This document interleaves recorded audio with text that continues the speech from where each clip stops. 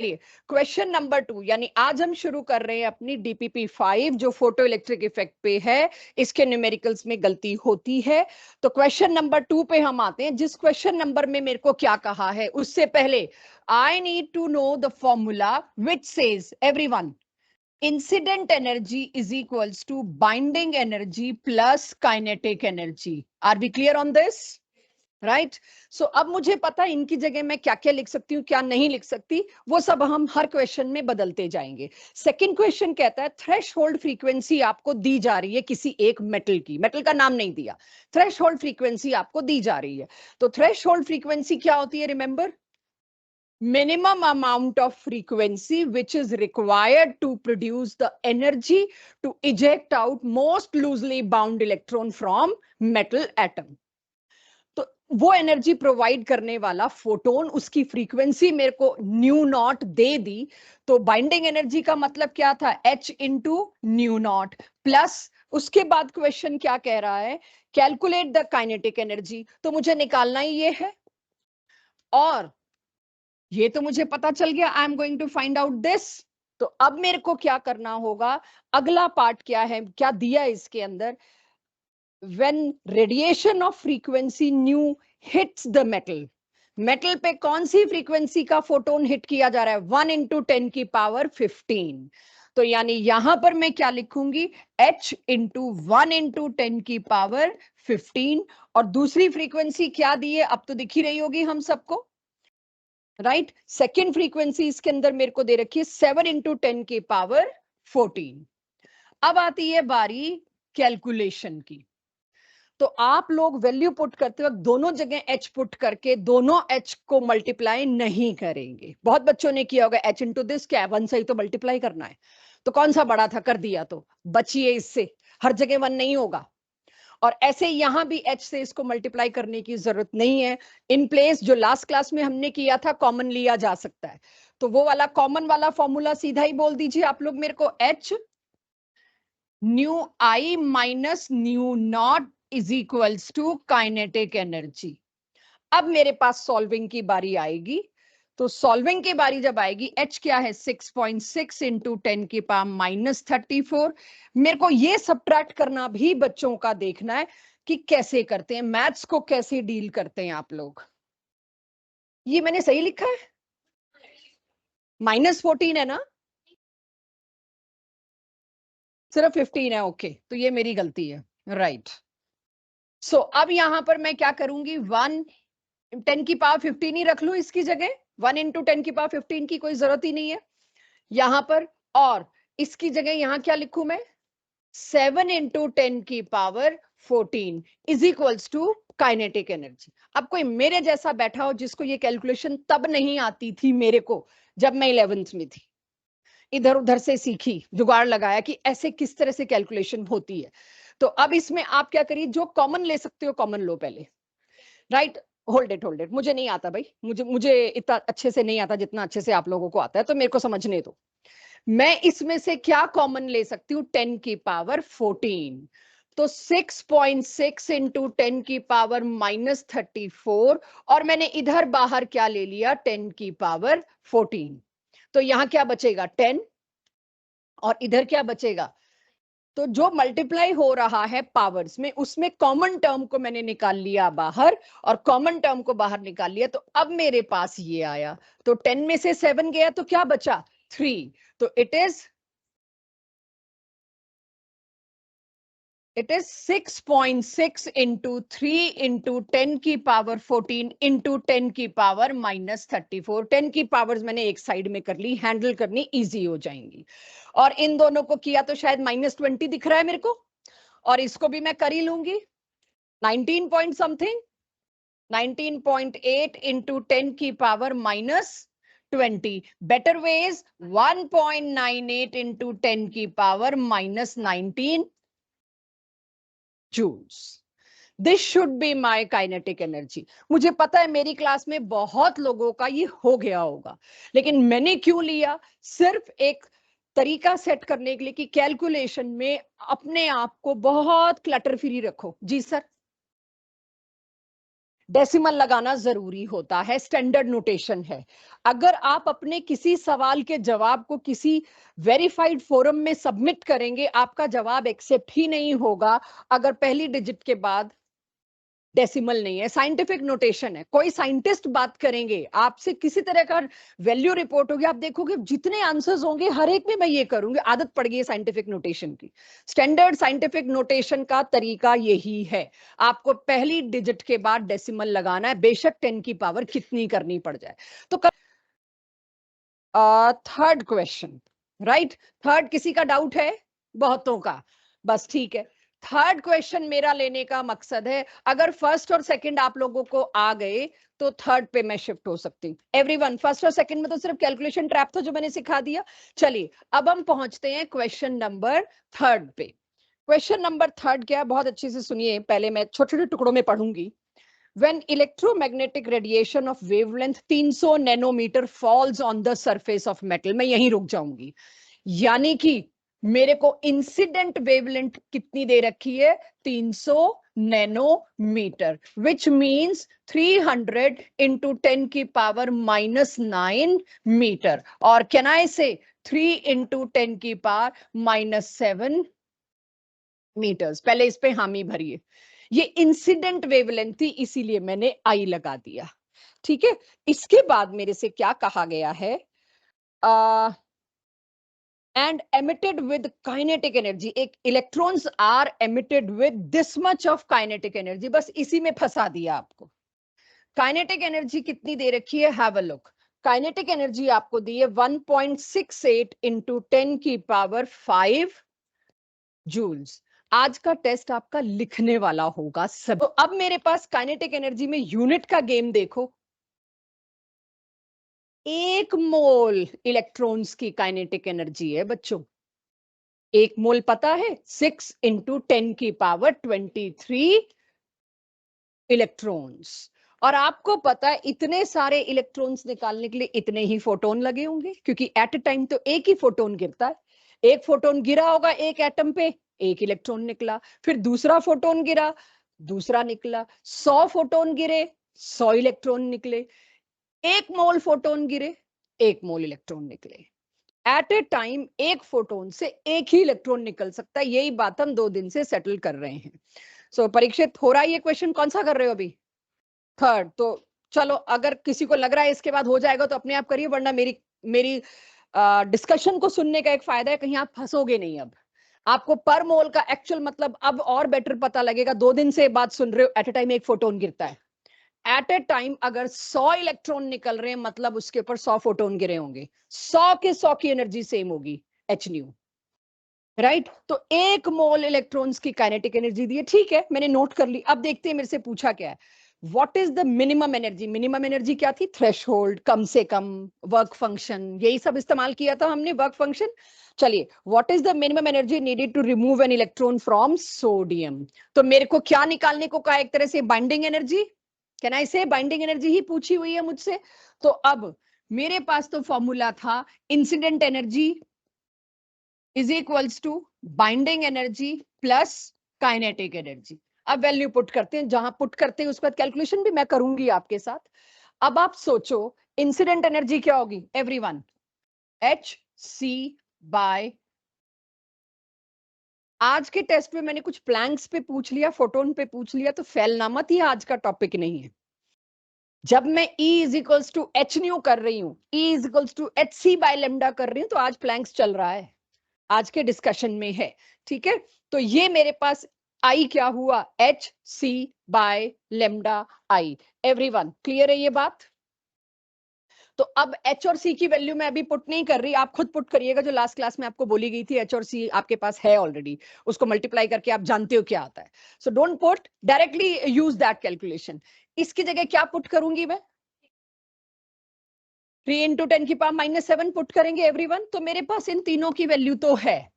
Binding energy, भाई अभी discussion avoid करो। कोई अगर अपने आप कर रहा है तो अड़ोसी पड़ोसी को तंग करने की जरूरत नहीं है। काइनेटिक एनर्जी में किसकी पुट करूं? बच्चों मुझे बताओ, ये एनर्जी मैंने किसकी पुट करी? एक फोटोन की। तो काइनेटिक एनर्जी किसकी पुट करनी पड़ेगी? एक इलेक्ट्रॉन की, क्योंकि एक फोटोन से एक ही इलेक्ट्रॉन निकलता है। तो यहां तो काइनेटिक एनर्जी मेरे को पकड़ा दी 1 मोल की, तो 1 मोल की काइनेटिक एनर्जी इतनी थी, 1 मोल इलेक्ट्रॉन्स की, तो 1 इलेक्ट्रॉन की कितनी होगी? Have a look. Unitary method, ये डिवाइड और मल्टीप्लाई मैं जल्दी कभी नहीं सुनती, कभी नहीं बोलती। डिवाइड और मल्टीप्लाई सबसे खतरनाक है बोलना, सबसे खतरनाक है। टाइम तो बचता है, लेकिन आप आगे जाके आपको नहीं पता आगे क्या आने वाला है। मुझे पता है 11th 12th के बाद क्या आने वाला है, तो प्लीज उस चीज को एंटिसिपेट मैं कर रही हूं। हमेशा अपने आप से यही कहो, 1 मोल इलेक्ट्रॉन्स की काइनेटिक एनर्जी थी 1.68 इंटू 10 की पावर 5 जूल पर मोल, राइट? तो 1 इलेक्ट्रॉन की कितनी होगी? 1.68 इंटू 10 की पावर 5 डिवाइडेड बाय 6 इंटू 10 की पावर 23। 1 इलेक्ट्रॉन की काइनेटिक एनर्जी ये हुई। तो मैं अब अगर इसकी वैल्यू पुट करूं तो यहां क्या पुट करूंगी?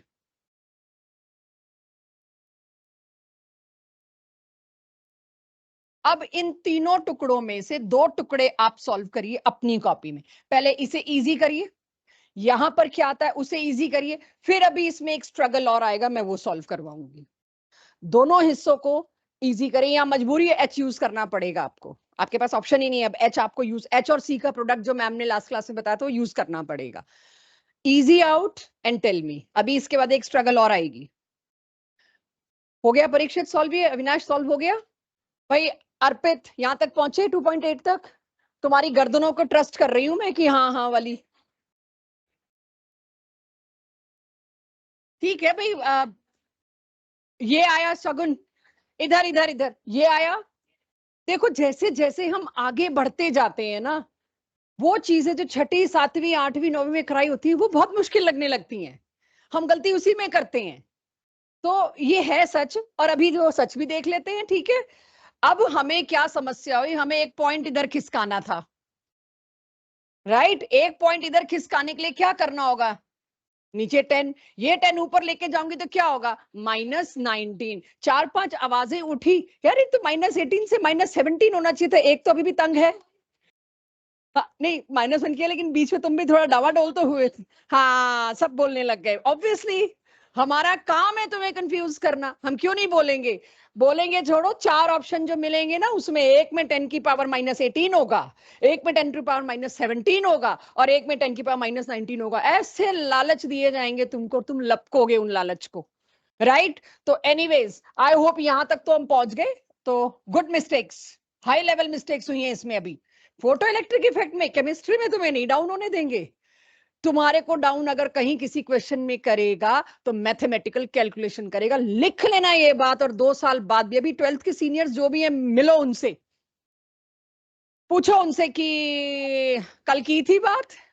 अभी अभी इट इज लिटिल अर्ली, मत करो, तुम्हारा भरोसा ही उठवा देंगे वो पढ़ाई लिखाई से। एनीवेज बॉयज, वेरी क्विकली, जितना क्विकली कमेंट आ रहा है उतनी क्विकली आंसर चाहिए ये वाला, ये वाला, right? 6.6 into 10 to the power -19 is equals to binding energy. Fortunately मेरे आंसर में दोनों साइड 10 की पावर -19 है। और अगर ऐसा ना हो, ऐसा कब नहीं होगा? जब तुम लोग स्टैंडर्ड नोटेशन को फॉलो नहीं करोगे। तुम लोग चाहे 0.28 भी दे रहे होते, तुम्हें 10 की पावर -19 करने के लिए फिर वो एक कमाल करना पड़ता, पॉइंट को इधर उधर करना पड़ता। इसलिए शुरू से ही करिए। अब मेरे पास क्या दिक्कत आएगी? 6.6 इंटू 10 की पावर -19 माइनस 2.8 इंटू 10 की power -19 is equals to binding energy. Here I am with correct answer, check. तो कहने को ही आपका डाउट था सिर्फ एक वजह से, पर मोल। अब जो धीरे धीरे क्वेश्चन पेपर्स का ट्रेंड है, उसमें एक बात कॉमन है, स्कूल पेपर्स में कैलकुलेशन बहुत खराब आ रहे हैं, वो आपको करने पड़ेंगे, बाकी कहीं नहीं आ रहे। जेई नीट में कैलकुलेशन पे है ही नहीं जोर। सो इतना हो गया थर्ड क्वेश्चन। अब मैं अपनी मर्जी का एक क्वेश्चन आपको दे रही हूँ, टाइमर लगा रही हूँ, और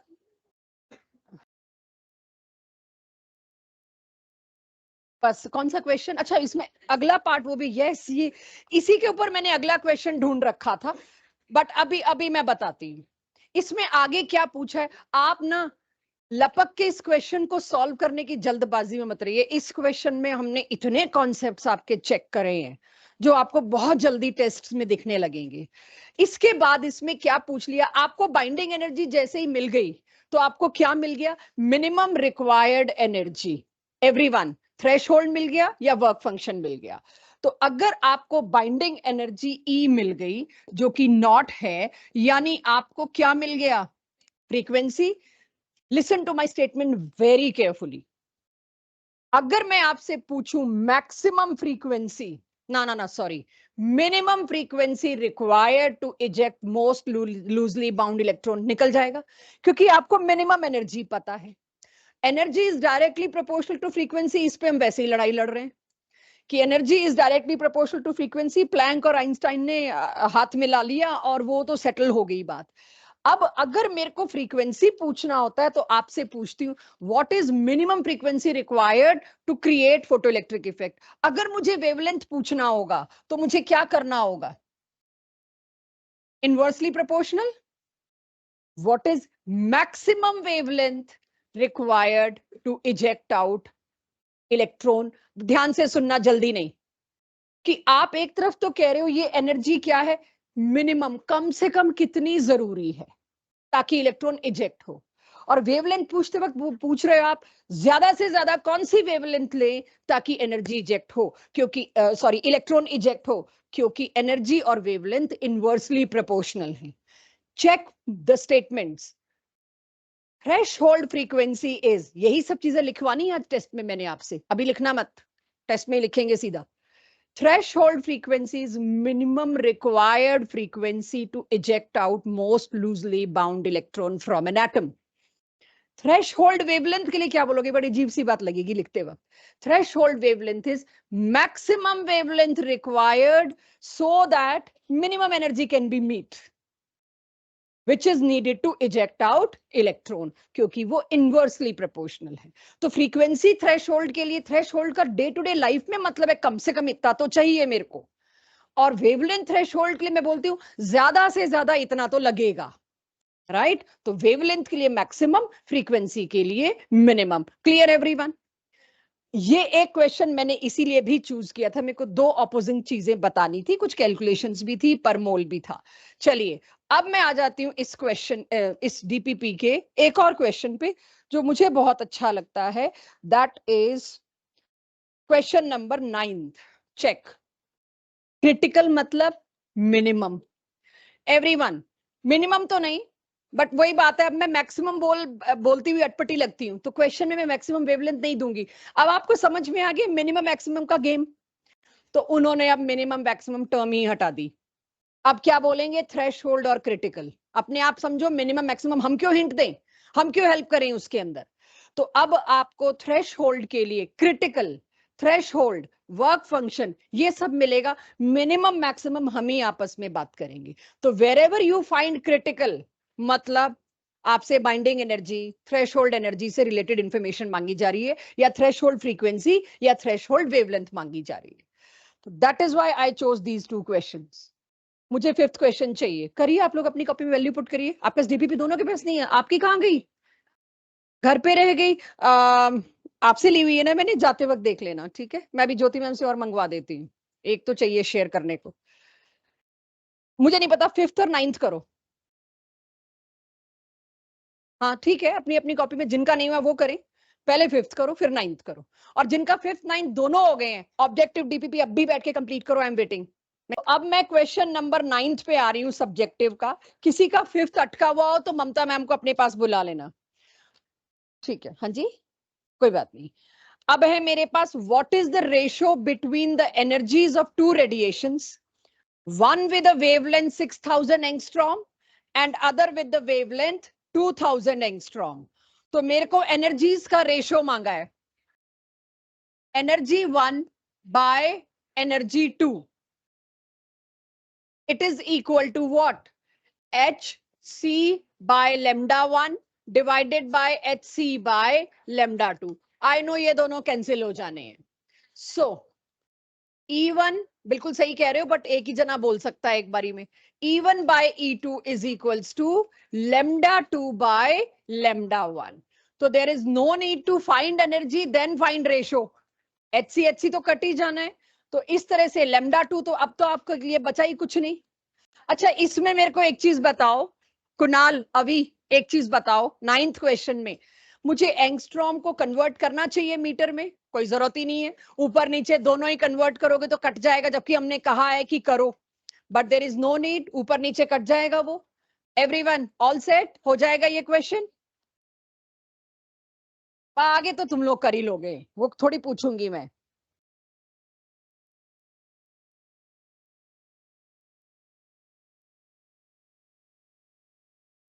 अगर वेवलेंथ थ्रेश होल्ड दे रखी है मेरे को, तो मतलब थ्रेश होल्ड एनर्जी भी दे रखी है, और वो दे रखी है 330 इंटू 10⁻⁻9 मीटर, ना कि मतलब नैनो की जगह मैंने 10⁻⁹ कर दिया। The work function for photo electric emission is, work function का क्या मतलब है? Binding energy. तो मेरे से क्या पूछा गया? The work function for the, aha okay, good question. So अब आपको दे दिया गया क्या? Threshold wavelength. क्यों? और अब पूछा क्या है? Threshold energy. मेरे को इस फॉर्मूले की जरूरत ही नहीं है। मैक्सिमम मिनिमम तो वर्ड ही हटा दिया ना, अब हम तो थ्रेश होल्ड बोल रहे हैं। थ्रेश होल्ड जब पहली बार आया था पिछली क्लास में, तो मेरे को मिनिमम इस्तेमाल करना पड़ा। फिर अभी थोड़ी देर पहले मैंने एक बात क्लियर कर दी, मैक्सिमम मिनिमम के चक्कर में मत पड़ना, क्योंकि मिनिमम वर्ड यूज होगा फ्रीक्वेंसी के साथ, वेवलेंथ के साथ होगा मैक्सिमम, फंस जाओगे। क्या जरूरत है अब मेरे को मिनिमम मैक्सिमम की? तो पता ही है इनवर्सली प्रोपोर्शनल, डायरेक्टली प्रोपोर्शनल। तो इसमें तो सीधे आपको थ्रेश होल्ड वेवलेंथ देके थ्रेश होल्ड एनर्जी पूछ ली, इससे सस्ता क्वेश्चन तो हो ही नहीं सकता था मेरे पास, राइट? इससे अच्छा सस्ता क्वेश्चन नहीं हो सकता था। तो अब इसके बाद look at the questions everyone. क्या 8th क्वेश्चन ऑब्जेक्टिव का, 6th क्वेश्चन ऑब्जेक्टिव का आप लोगों से हो जाएगा, और should I take it? Otherwise इसको अब मैं ब्लैक बॉडी लेती हूँ। किसी ने कहा एक बार ये कॉन्सेप्ट और बता दो ताकि हमें ये पक्का हो जाए। तो अब मैं इस कॉन्सेप्ट को दोबारा बताऊं। अगर मान लीजिए आप सबको काइनेटिक एनर्जी वर्सेस फ्रीक्वेंसी का कुछ ऐसे ग्राफ दिया है 3 मेटल्स का, आपको परेशान करने के लिए क्या क्या ट्रिक्स लगाई जाती हैं आपकी जल्दबाजी को क्रैक करने के लिए, कि जल्दबाजी होती है आपकी। सो M1 के बाद आप एक्सपेक्ट M2 कर रहे होते हैं, लेकिन हमने यहां लिख दिया M3 और यहां M2, जस्ट टू डिस्ट्रैक्ट, कि आपको अगर आंसर लगेगा तो आप या तो M1 दोगे या M3 दोगे, कि सबसे ये या सबसे ये, और हमने उसी की नंबरिंग में हेराफेरी कर दी। तो अब अगर मैं इसमें पूछूं आपसे, एवरीवन यहां पर थ्रेश होल्ड फ्रीक्वेंसी लोकेट करो। पहला सवाल तो मेरा ये है, ताकि ग्राफ की अंडरस्टैंडिंग हो। क्वेश्चन एंटिसिपेट मत करना। अगर आप मेरा क्वेश्चन प्रिडिक्ट करते हो तो मेरे को बीच में क्वेश्चन बदलना पड़ता है, मैं अक्सर ऐसा करती हूँ। If you predict me I will change. So पहला काम आप क्या करेंगे, यहाँ पे तीनों की थ्रेश होल्ड फ्रीक्वेंसी पकड़ो। M1 की थ्रेश होल्ड फ्रीक्वेंसी ये होगी, M3 की थ्रेश होल्ड फ्रीक्वेंसी ये होगी, M2 की थ्रेश होल्ड फ्रीक्वेंसी ये होगी। इसमें 4 ऑप्शन देती हूँ और पूछती हूँ which of them is not correct. तो पहला ऑप्शन मैं इसमें देती हूं आप लोगों को कि मेरे पास थ्रेश होल्ड फ्रीक्वेंसीज का ऑर्डर क्या है। तो check, am I writing correct और इनकरेक्ट?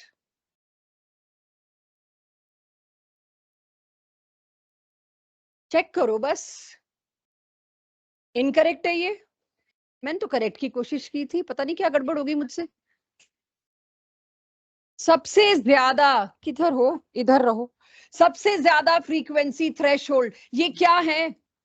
ये क्या चीज है? फ्रीक्वेंसी। वो फ्रीक्वेंसी जब, अब रुको। आगे जितने भी लोग बैठते हैं पहली 3 रोज, you people can not talk, क्योंकि वो यहां आता है, मैं डिस्ट्रैक्ट होती हूं। जब मुझे ऑडियंस को कंट्रोल करना होता है, मेरे को अगली लाइन क्या बोलनी होती है ये बोलते वक्त सोचना होता है, ताकि आपका टाइम ना वेस्ट हो। तो if I am talking, I am thinking something else, मेरे को अगला प्लान करना होता है उस वक्त, कि मैं आपके लिए एक बार पॉज नहीं ले सकती। उसमें अगर गुनगुन गुनगुन गुनगुन आपकी बातें होती हैं तो डिस्ट्रैक्ट्स मी, मेरा कंसंट्रेशन ब्रेक होता है, आपकी क्लास खराब होती है। तो आगे बैठने की एक कीमत है, नो म्यूचुअल डिस्कशन। जिसको डिस्कशन करना है वो पीछे जाए, मोस्ट वेलकम, न्यूमेरिकल वाले दिन जरूरत पड़ सकती है।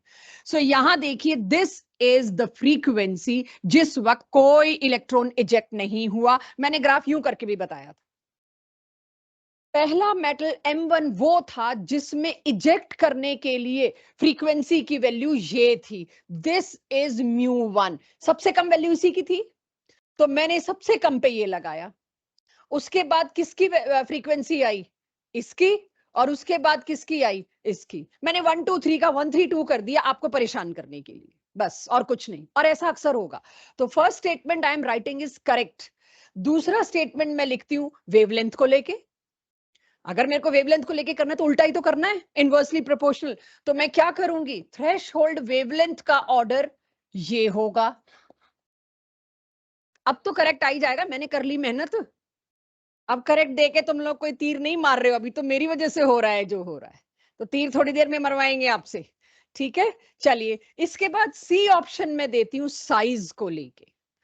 मैं रैंडमली बिना सोचे लिख रही हूं, मुझे नहीं पता मैं सही लिख रही हूं कि गलत लिख रही हूं। क्या साइज के बारे में मेरा ऑर्डर करेक्ट है?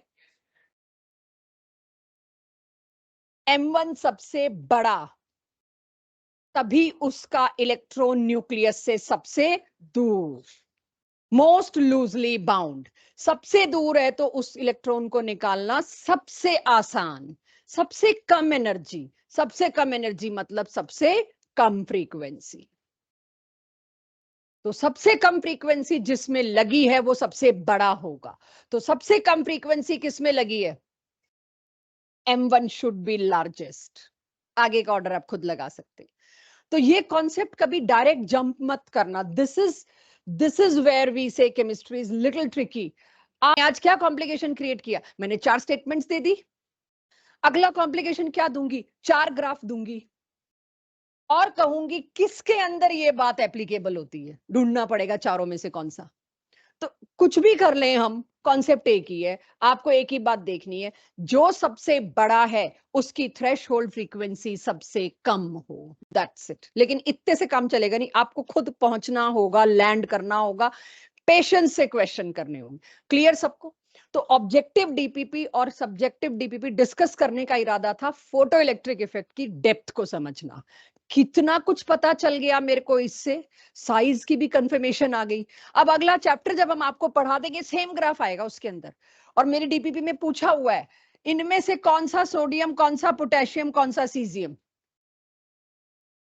राइट, अब आपको पता है सबसे बड़ा सीजियम है। आप ढूंढ लोगे जिसकी थ्रेशोल्ड सबसे कम है फ्रीक्वेंसी, पक्का वो सीजियम है। मेरी डीपीपी में तो एक्चुअली यही क्वेश्चन। तो हमारे पास इसको कॉम्प्लिकेट, सेम ग्राफ को कॉम्प्लिकेट करने के 100 तरीके हैं, कोई ना कोई में तो फंसोगे, बस यही प्रैक्टिस है। जिसका कॉन्सेप्ट शार्प होगा वो कहेगा कुछ ही दे लो, I can do it. Done everyone? अब फोटो इलेक्ट्रिक इफेक्ट से आगे बढ़ सकती हूं मैं। तो अब हम समझते हैं आखिर फोटो इलेक्ट्रिक इफेक्ट के बाद, पढ़ा दिया आपने, सब कर दिया, एक ये भी कर लेते हैं, पता नहीं किसी क्वेश्चन में आया होगा। अच्छा, ये प्लैंक्स और फोटो इलेक्ट्रिक इफेक्ट का कंबाइंड डीपीपी हमने लास्ट ईयर दी थी, तो ये क्वेश्चन था। एनीवेज, एक ये क्वेश्चन मुझे लास्ट क्लास में मैंने करा दिया आपको, इलेक्ट्रॉन वोल्ट वाला। शायद लास्ट क्लास के टेस्ट का क्वेश्चन भी 5 इलेक्ट्रॉन वोल्ट वाला ही था, कुछ ऐसा ही था।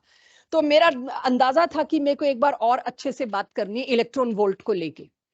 तो एक बार दोबारा इलेक्ट्रॉन वोल्ट को लेके समझिए, क्योंकि मेरे को अगली क्लास में इस्तेमाल करना है। बोहर का मॉडल अगली क्लास में स्टार्ट हो जाएगा, लेटेस्ट तो नहीं, लेकिन सेकंड लेटेस्ट मॉडल अगली क्लास में स्टार्ट होगा। तो उससे पहले मेरे को एनर्जी को अच्छे से क्लियर करके आज क्लोज करना है परमानेंटली फॉर 2 इयर्स। आप इससे को अब दोबारा नहीं करोगे। आपको पता है एनर्जी की यूनिट क्या होती है? Joules.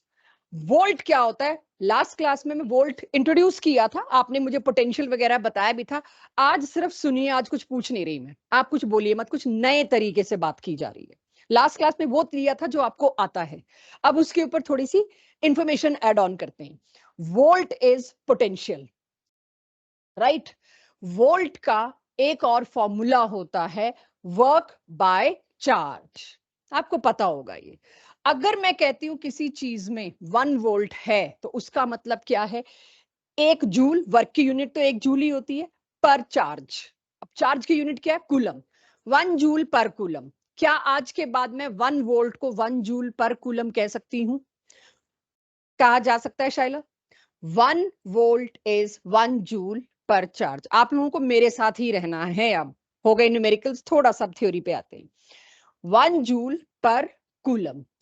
In simple words I will tell you, 1 joule work हुआ 1 कूलम की वजह से, तब जाके 1 वोल्ट पोटेंशियल क्रिएट हुआ। अगर 1 कूलम चार्ज ने 1 जूल काम किया, तब जाकर 1 वोल्ट पोटेंशियल डेवलप हुआ। इसका सिंपल सीधा मतलब, एक मेरे जैसे नॉन फिजिसिस्ट के लिए तो यही है। अब इसका मतलब है कि अगर मैं बात करूं, 1 इलेक्ट्रॉन के ऊपर अगर 1 जूल लगाया होता तो कितना पोटेंशियल होता? 1 कूलम पे आपने 1 जूल लगाया, 1 कूलम पर आपने 1 जूल लगाया तो 1 वोल्ट हुआ। 1 इलेक्ट्रॉन पे कितना? उसके चार्ज से मल्टीप्लाई कर दो। इलेक्ट्रॉन का चार्ज कितना है? 1.6 इंटू 10 की पावर -19। तो 1 इलेक्ट्रॉन जिसका चार्ज इतना है, उस पे अगर मैं 1 जूल लगाऊं तो वोल्टेज कितनी आएगी? 1 इंटू 1.6 इंटू 10 की पावर -19। चार्ज पहले 1 कूलम था, अब चार्ज कितने कूलम है? 1.6 इंटू 10 की पावर -19 कूलम है। यानी 1 इलेक्ट्रॉन को चलाने के लिए आपने उसके ऊपर काम करवाया 1 जूल। उसकी वजह से जो पोटेंशियल डेवलप हुआ, उसकी वैल्यू कितनी होगी? दिस, उसकी वैल्यू होगी इतनी। तो 1 इलेक्ट्रॉन की वजह से होने वाली वोल्टेज को आज के बाद मैं क्या कहूंगी? Electron volt. अगर 1 कूलम के लिए होती तो मैं क्या कहती? 1 कूलम। तो कूलम की जगह, अब 1 कूलम की जगह मैंने क्या पुट कर दिया? मैंने 1 कूलम की जगह पुट कर दिया 1 इलेक्ट्रॉन का चार्ज, नॉट 1 कूलम, 1 इलेक्ट्रॉन का चार्ज। तो आज के बाद आप याद रखिए, कन्वर्जन फैक्टर लास्ट क्लास में अलग तरीके से बताया था, आज अलग तरीके से बताया। किसी एक क्वेश्चन में अब आपको मिल जाए 1 इलेक्ट्रॉन वोल्ट मीन्स, और 4 ऑप्शन, 2 करेक्ट हो उसमें से, आप तो एक ऑप्शन लेके जाओगे, मैम ने तो ये बताया था। दूसरा ऑप्शन ये मिलेगा, आप कहोगे ऐसा तो कुछ होता ही नहीं, मैं तो बताया ही नहीं गया, ना फिजिक्स में ना केमिस्ट्री में, हमारा तो नुकसान। तो आप चूज नहीं कर सकते। मेरे को वही अच्छा लगता था, उतना ही याद कर लूं, no choice. 1 electron volt last class में भी बात हुई थी, आज भी दोबारा बात हो रही है। अब आप समझिए और इसको नोट करिए, 1 इलेक्ट्रॉन वोल्ट का क्या मतलब है? सीधा साधा मतलब है इतने जूल्स, राइट। और दूसरा मतलब, 1 इलेक्ट्रॉन वोल्ट का मतलब है अगर 1 इलेक्ट्रॉन के चार्ज के ऊपर 1 जूल काम किया जाए तो उससे कितनी वोल्टेज पैदा होगी। This is the meaning of electron volt. तो आज के बाद कहीं 5 इलेक्ट्रॉन वोल्ट देखेंगे तो तड़ाक से उसको जूल में कैसे कन्वर्ट करोगे, तो लास्ट क्लास में भी किया था। Noted down. इसका कब यूसेज होगा? जब होगा तब बात करेंगे, बोहर में जाके होगा तब बात। तो now today we will close energy forever. Forever means आज तक। आज तक की डेट में एनर्जी के बारे में जो भी इंफॉर्मेशन है आपको सब दे दी गई, no more new information will come to you. तो उसको क्लोज करते हैं एक लाइन में, ये क्या पढ़ा दिया और अब हम क्या लेके जाएं इस क्लासरूम से, लेके क्या जाएं एनर्जी के बारे में? कि कोई मेरे से एनर्जी पूछे तो मेरे को इतना पढ़ाना पड़ेगा उसको? नहीं, इन सिंपल टर्म्स।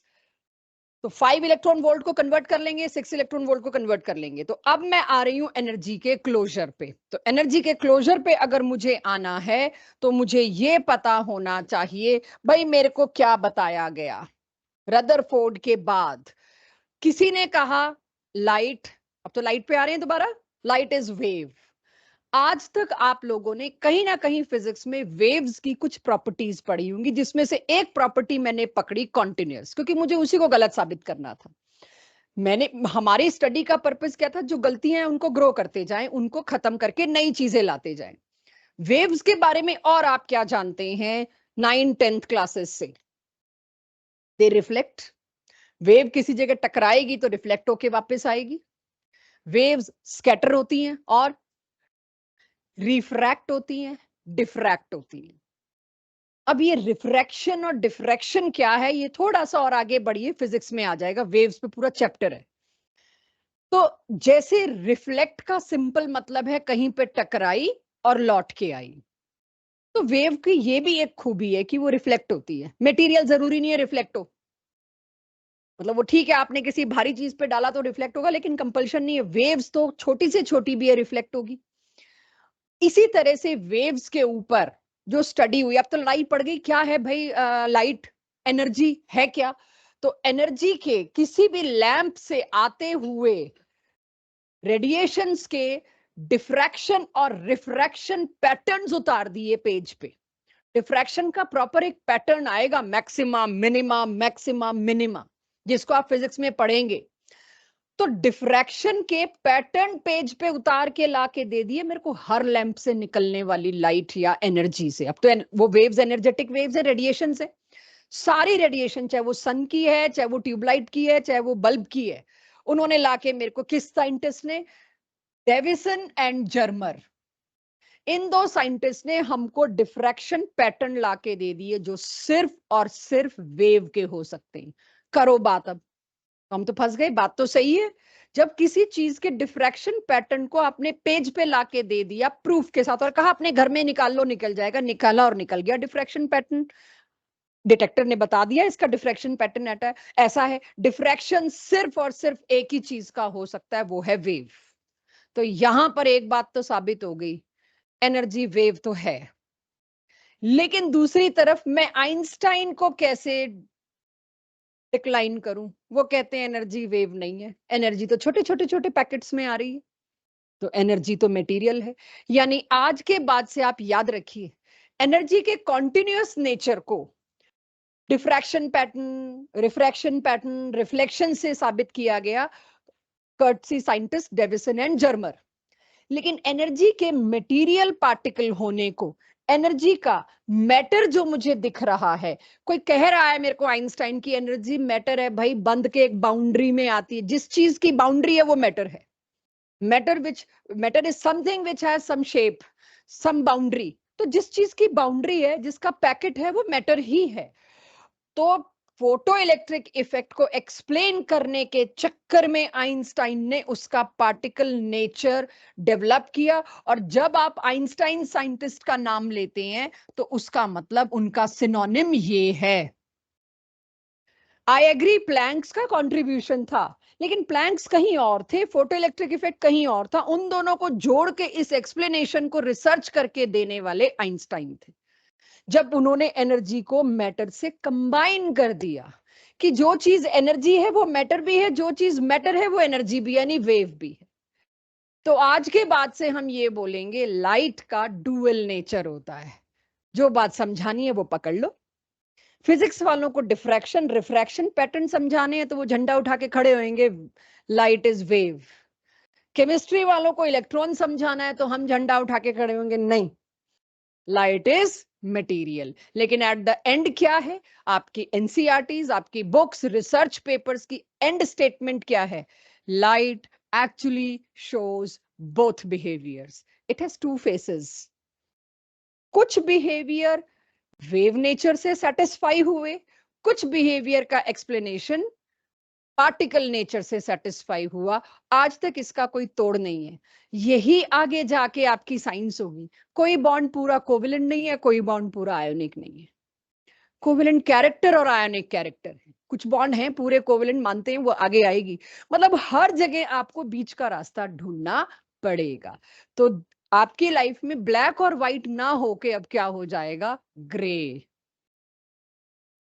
कुछ नहीं होता है और कुछ होता है, ये बुरा है और ये अच्छा है, चाहे कैसा भी है करना है ग्रे। ठीक है, दोनों को साथ लेके चलना है। So this is what informed to you. आज के बाद आप अगर कहते हैं लाइट इज वेव या लाइट इज मैटर, गलत होगा। लाइट शोज डुअल नेचर, और वो डुअल नेचर के प्रूफ आपके सामने हैं। कोई आपसे पूछे तो आपको ये दोनों पॉइंट्स थोड़े थोड़े एक्सप्लेन करने हैं। Done everyone? जी, यस। तो ये गलत साबित हो तो गई, ये सिर्फ 10 तक की तो कहते हैं। उसके बाद कौन कह रहा है energy is neither created nor nor destroyed? उसके बाद हम पता है क्या कहेंगे, अगला चैप्टर इसी पे है। Energy is not conserved, mass is not conserved. Yes भाई, 1 ग्राम यूरेनियम तहलका मचा सकता है। यही तो, जैसे ही प्रॉब्लम क्या है, अभी आपके 11th-12th की केमिस्ट्री में न्यूक्लियर केमिस्ट्री एक्सक्लूड हो गया है, वरना बहुत और बहुत फंडे गड़बड़ हो जाते मेरे। You are too young to handle all this. ठीक है, जितना हैंडल कर सकते हैं हम उतना ही बताएंगे। यहां तक एवरीवन डन? क्या? अच्छा, फर्स्ट पॉइंट क्या करना है, नोट करना है? सॉरी, करिए। लाइट में ये देखो ना कितना अच्छा बना रखा मैंने लाइट। उसके पैकेट मूव कर रहे हैं, बट नॉट, देखो पैकेट बोल दिया तो मैं कंटिन्यूस नहीं बोल सकती, ठीक है? जब कोई फोटो इलेक्ट्रिक इफेक्ट के बारे में बात करेगा उसको पैकेट वाली बात का सहारा लेना पड़ेगा। जब कोई डिफ्रैक्शन पैटर्न के लिए बात करेगा उसको कॉन्टिन्यूस वाला सहारा लेना पड़ेगा। लाइट की मर्जी है, दोनों तरह से चल रही है, तुम चुन लो तुम्हें क्या पसंद है इसका डुअल नेचर, ठीक है? मैंने कहा ना अब अच्छा और बुरा नहीं होगा, अब ग्रे होगा। देयर इज नथिंग लाइक कि हम बोले क्या फिर लाइट को, हम वेव बोलेंगे तो गलत, यस। हम मटेरियल बोलेंगे तो गलत, यस। तो किसने कहा एक बोलो? Light show dual behaviour. हर रेडिएशन, आज के बाद हर रेडिएशन यू पिक एनी, ठीक है, डुअल बिहेवियर है। ये आपको कॉमन पढ़ाया जा रहा है, केमिस्ट्री, फिजिक्स, क्वांटम फिजिक्स, फला फिजिक्स, जो मर्जी आप साइंस उठा लीजिए, ये अभी आपको कॉमन तैयार किया जा रहा है हर साइंस के लिए। हो जाए तो बताइए, मैं आगे चलूं। डेविसन, जर्मर, आइंस्टाइन, प्लैंक, सब ने आके हमारे फंडे क्लियर कर दिए। अब हम नए मॉडल के लिए बिल्कुल तैयार हैं, बिल्कुल बढ़िया तरीके से हम नए मॉडल पे जा सकते हैं। तो अब तक जो हम पढ़ रहे थे पिछले 2 लेक्चर से, वो हम पढ़ रहे थे। अच्छा, एक और टर्म मैंने लिख रखी थी, मैं भूल ना जाऊं। किसी ना किसी क्वेश्चन ऑफ डीपीपी में या एनसीईआरटी की बैक एक्सरसाइज में एक वर्ड मिल सकता है, स्टॉपिंग पोटेंशियल। स्टॉपिंग पोटेंशियल का मतलब बता दूं क्या होता है?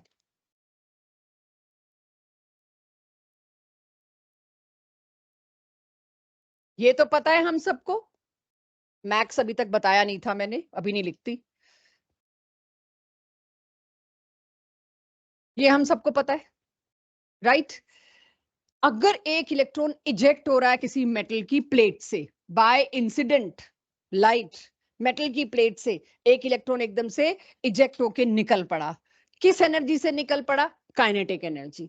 अब आप सोच के देखो, मैं काइनेटिक एनर्जी कैसे निकालूंगी? इलेक्ट्रॉन के पूंछ पे मैं वो तो नहीं बांध सकती कोई मीटर और उसका वेलोसिटी पता लग जाए और फट हाफ mv स्क्वायर कर दें। जो हर चीज हम पेन पेपर पे करते रहते हैं, सोच के देखो, आज तक 2024 हो लिया है, मून पे प्लॉट कट गए हैं, लोगों ने खरीद लिए हैं, ठीक है, वहां अपने नाम से सितारे, स्टार्स खरीद रखे हैं अपने नाम से, और मून पे जमीनें बिक चुकी हैं, कितनी सेलिब्रिटीज मून पे जमीन खरीद चुकी हैं, इतने आगे हम पहुंच गए। आज तक इलेक्ट्रॉन नहीं देख पाए। तो इलेक्ट्रॉन तो देखा नहीं है, मैं उसकी वेलोसिटी कैसे निकालूं? आप सोच के देखो, ये काइनेटिक एनर्जी बिंदास जो हम क्वेश्चंस में दे रहे हैं, आ कहां से रही है? ये कौन निकाल रहा है जाके? इलेक्ट्रॉन तो देख पाए नहीं है तुम, और तुम एनर्जी निकाल के मेरे को दे रहे हो और बाकी चीजें पूछ रहे हो। सोचो, आइडिया दो मुझे, इलेक्ट्रॉन की एनर्जी निकालनी, कैसे निकालूं? देख नहीं सकते। फोटो इलेक्ट्रिक इफेक्ट में क्या होगा? यहां मैंने इंसिडेंट किया और यहां से उछल के कौन निकला? इलेक्ट्रॉन। ये इलेक्ट्रॉन जो, अभी एक सेकेंड देना बच्चों, ये इलेक्ट्रॉन उछल के निकला, यहां तक दौड़ा, पहुंचा। अब ये किस वेलोसिटी से दौड़ा ये चाहिए मेरे को, कोई तरीका नहीं है, भूल जाओ। किस एनर्जी से दौड़ा वो निकाल दो, फिर मैं हाफ mv स्क्वायर करके वेलोसिटी निकाल दूंगी। एनर्जी कैसे निकालूं?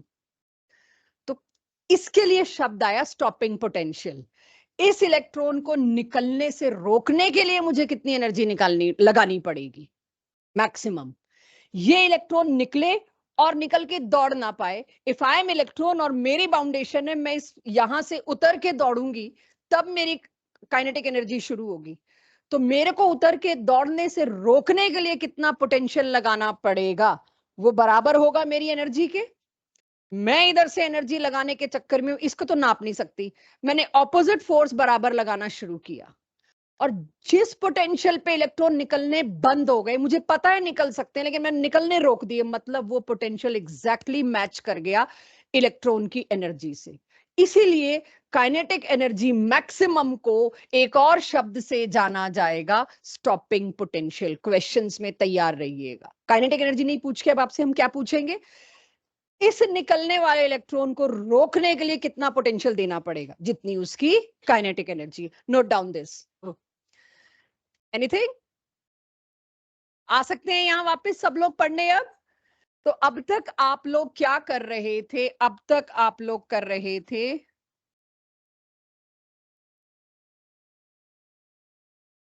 ये फोटो इलेक्ट्रिक इफेक्ट किसको चैलेंज किया था भाई इसने? ओके, रदरफोर्ड को तो चैलेंज कर दिया था स्पेक्ट्रम ने और इलेक्ट्रोमैग्नेटिक रेडिएशन थ्योरी ने मैक्सवेल को।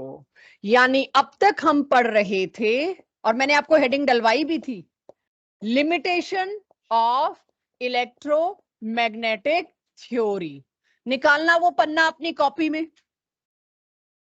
जहां limitation of electromagnetic radiation theory था, वो पन्ना निकालो। भाई क्या आवाज आ रही है पन्नों की। निकल गया वो पेज? वहां पर पहला लिखा हुआ है क्या? दूसरा लिखो, दूसरा लिखिए, वहां पे बहुत जरूरी होगा। मैंने शायद बोला होगा एक लाइन छोड़ देना। देखो कुछ ने तो याद रख लिया, मैं वैसे भूल जाती हूँ ऐसा कुछ बोल के। ब्लैक बॉडी रेडिएशन छोटी सी थ्योरी है, no formula, no numerical, nothing, छोटी सी कहानी है, सुनो। Black body radiation, black colour के बारे में क्या जानते हो? इट एब्जॉर्ब, पकड़ लो, इजी वर्ड लग रहा है। It absorb energy. क्यों, बाकी कलर नहीं करते एनर्जी एब्जॉर्ब? राइट। तो मेरे को कहा जाता है गर्मियों में काले कपड़े मत पहनो। क्यों? It is a perfect absorber of heat. Heat माने रेडिएशंस। तो जो भी हीट, अच्छा ऐसा कुछ है तो छाता काला क्यों होता है? अम्ब्रेला। राइट। आपका अम्ब्रेला का रेन से बचने के अलावा एक और पर्पस होता है, धूप से बचना। और हम यूजुअली ब्लैक अम्ब्रेला, अब तो बड़े डिजाइनर आ गए, बट पहले तो अम्ब्रेला ब्लैक ही होता था। Old school people still carry black क्योंकि they are knowledgeable, they don't go for fashion, they go for science concept. काले रंग का छाता अगर होगा तो वो सारी सनलाइट को अपने अंदर एब्जॉर्ब करेगा। रिफ्लेक्ट करना ना करना बाद की बात है, भाई रिफ्लेक्ट तब ना करे, ऊपर से आए जा रही है, आए जा रही है, रिफ्लेक्ट करे जाए, लेकिन वो क्या करता है, वो अपने अंदर मैक्सिमम सनलाइट को एब्जॉर्ब कर लेता है और नीचे वाले पर्सन पे उतनी आने नहीं देता। तो ब्लैक कलर का वेरियस यूजेस आप देखेंगे, उसमें वजह सब बहुत बड़ी होती है, it is a perfect absorber. तो अब जब मैं ब्लैक बॉडी रेडिएशन पढ़ा रही हूं तो ये बताने के लिए पढ़ा रही हूं कि इलेक्ट्रोमैग्नेटिक थ्योरी के एक पॉस्टुलेट को इसने खत्म किया था फोटो इलेक्ट्रिक इफेक्ट ने, वो था कॉन्टिन्यूअस वाला। सेम पॉस्टुलेट को खत्म करने के लिए एक और कंट्री में एक और चीज आई थी। उसके बाद तो 100% श्योर हो गया था, लोगों ने आगे पढ़ना छोड़ दिया था कि अब और सबूत ढूंढने की जरूरत नहीं, पक्का ये गलत है। एक पे तो फिर भी डाउट रहता है ना। तो दूसरा भी इसके सपोर्ट में आया, ब्लैक बॉडी रेडिएशन। ये क्या है सुनना, ब्लैक बॉडी का अब थोड़ी देर के लिए ब्लैक कलर से कोई लेना देना नहीं है। ब्लैक का मतलब है एक ऐसी बॉडी जो परफेक्ट एब्जॉर्बर हो, not necessarily black in colour. तो मैं एक ऐसा मेटल लाई जो परफेक्ट एब्जॉर्बर है, और वो मेटल मैंने कौन सा लिया? वो मेटल मैंने लिया आयरन, जो थोड़ा सा ब्लैक के नजदीक होता है। तो मेरा ये एक आयरन का बार या राउंड स्फेयर बॉल कुछ भी ले लिया मैंने आयरन का। सॉरी, चलो तुम्हें ग्रीन लग रहा हो, ग्रे लग रहा हो, ब्लैक लग रहा हो, जो मर्जी लग रहा हो, बस तुम्हें ये आयरन के कलर के लिए मैंने ले लिया, ठीक है, जैसा भी लग रहा हो। I am choosing a metal which can behave as a black body. तो आज के बाद black body has nothing to do with black. Black body means any body which can absorb all the radiations possible. Perfect absorber को black body कहते हैं। तो आज इसका थोड़ा सा बताऊंगी, किसी को कोई डाउट रह जाएगा तो इसको पक्का अगली क्लास में लिया जाएगा। आज सिर्फ इसके बारे में थोड़ा सा बता के आपको भेज रही हूं। सो एक आयरन के बार को, पीस को, या एक आयरन की बॉल को मैंने एक बर्नर पर, बहुत अच्छे इफेक्टिव बर्नर पर हीट करना शुरू किया। तो मैंने क्या करना शुरू किया, इसको एनर्जी देनी शुरू करी। अब एनर्जी अगेन जितनी भी दी है, ये रेडिएट करनी शुरू करेगा। आपने कभी घर में सेफ्टी पिन या लोहे की कील को या किसी भी लोहे की चीज को अगर घर के चूल्हे के बर्नर पे रखा देखा हो तो वो रेड सा दिखना शुरू हो जाता है। What is this red? वो उस एनर्जी को रेडिएट कर रहा है। आपको सेफ्टी पिन का कोना रेड होना दिखता है शुरू। फ्लेम का जो कलर है ब्लू है जनरली, और आपको वो जो सेफ्टी पिन का कॉर्नर है वो रेड क्यों दिख रहा है? क्योंकि उस सेफ्टी पिन ने सारी एनर्जी पहले तो एब्जॉर्ब की जो भी आप दे रहे थे, और अब उसने एब्जॉर्ब करने के बाद संभाल तो पाया नहीं, वो उसको रेडिएट करना शुरू हुआ। तो हमारे घर में जो बर्नर है उसका टेम्परेचर वहीं तक पहुंच पाता है कि वो सेफ्टी पिन आपको रेड दिखने लगती है। तब तक हम हटा भी लेते हैं, हमारा पर्पस पूरा हो जाता है। थोड़ी और देर करो तो येलो होता है, राइट? थोड़ी और देर करते हैं हम और टेम्परेचर बढ़ाते हैं, देर नहीं, इंटेंसिटी नहीं। अगर मैं उस बर्नर का टेम्परेचर बढ़ाऊं तो कलर येलो होता है। फिर कुछ और देर बाद देखूंगी और टेम्परेचर बढ़ाऊंगी तो फिर कलर बदलेगा। एट द एंड कलर क्या होता है? किसी ने पढ़ा हुआ है इस चीज को शौक शौक में जी? व्हाइट। लेकिन थोड़ी देर बाद वो फ्लेम के कलर से मैच करता है पहले तो, और एकदम एंड में अगर आप इतनी हीट जो घर में लैब में ही दी जा सकती है, घर में नहीं दी जा सकती, एट द एंड वो मेरे को व्हाइट दिखने लगता है। सारे कलर मिक्स होके क्या होते हैं? व्हाइट। यानी कि अगर मैं किसी परफेक्ट एब्जॉर्बर को, जो कि ब्लैक बॉडी होती है, जिसके लिए मैंने ब्लैक से मिलता जुलता कलर बनाया, आप उसको हीट करना शुरू करते हैं। हीट करते वक्त आपका टेम्परेचर फिक्स है, आपने इसी टेम्परेचर पे हीट करना है। सपोज 1200 केल्विन पे हीट कर रहे हो आप। 1200 केल्विन पर हीट जब तक करोगे, ये वाली बॉडी जो है रेड कलर को एमिट करेगी, और वो सेफ्टी पिन आपको रेड कलर की दिखती है, ये रेड ही कलर को एमिट करेगी। आपने 2 बर्नर और लगा दिए, इंटेंसिटी बढ़ा दी, लेकिन टेम्परेचर वही 1200 रखा। टेम्परेचर आपने 1200 केल्विन रखा, लेकिन 5 बर्नर और लगा दिए, तो वो छोटी सी सेफ्टी पिन पूरी रेड हो जाएगी, लेकिन होगी रेडी। यानी आप क्या करे जा रहे थे? इंटेंसिटी बढ़ाए जा रहे थे, लेकिन सिग्नल आपकी आंखों को कौन सा दिख रहा है? सिर्फ red. It means what? Intensity has nothing to do with frequency. Frequency से कोई लेना देना नहीं इंटेंसिटी का। मैं इंटेंसिटी बढ़ाए जा रही हूं, फिर भी मेरे पास रेडी कलर आ रहा है। मेरे को थोड़ी तो फ्रीक्वेंसी और बढ़ जाए, शायद ब्लू दिखना शुरू हो जाए, लेकिन नहीं। अगला एक्सपेरिमेंट मैंने क्या किया? टेम्परेचर बढ़ाया। अब के मैंने टेम्परेचर बढ़ाया और कितना टेम्परेचर दिया? 1800 केल्विन, एक ही बर्नर सिर्फ, लेकिन टेम्परेचर दिया 1800 केल्विन। अब के मेरे को कलर बदलता दिख गया। अब के मेरे को कलर दूसरा रेडिएट हुआ, रेड नहीं, शायद ब्लू, जो भी और कलर। ग्रीन कलर कभी नहीं आता ब्लैक बॉडी रेडिएशंस में, अभी क्यों मत पूछना, लिटिल अर्ली फॉर अस।